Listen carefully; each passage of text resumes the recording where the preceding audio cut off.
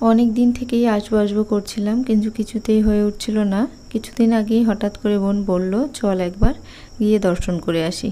আজকে আমরা যাচ্ছি লোকনাথ বাবার মন্দিরে দুপুলিয়াতে। তো সবাই মিলে গাড়ি ভাড়া করে চলে এসেছি। এখানে এসে বাবার দর্শন করলাম। আমরা বাড়ি থেকে বেরিয়েছিলাম, আমাদের বাড়ি খুব একটা দূরে নয়, কিন্তু এসছি 10টার দিকে। এসে শুনতে পারলাম যে সকাল 9টার সময় একবার পুজো হয়ে যায়, আবার দুপুর 12টার সময় একবার, আবার সন্ধ্যেবেলা। তো সকালের পুজোটা আমরা দিতে পারিনি, ওয়েট করছি 12টার সময় পুজো শুরু হবে, তারপর পুজো করব। ততক্ষণে আমরা পাশেই দুর্গা মন্দির আছে, ওখান থেকে একটু ঘুরে গেলাম। এখানকার পরিবেশও কিন্তু ভীষণ সুন্দর, খুবই ভালো লাগে।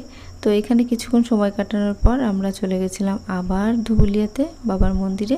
সেখানে গিয়ে পুজো করেছি। পুজো করার পর আজকে কিন্তু ভোগ খাওয়া হয়েছে। প্রত্যেক দিনই ভোগের আয়োজন থাকে, আজকে একজনও ভোগ খাইয়েছে, যিনি চাকরি পেয়েছেন বলে আজকে মন্দিরে যত মানুষ ছিল সবাইকে ভোগ খাওয়ানো হয়েছিল।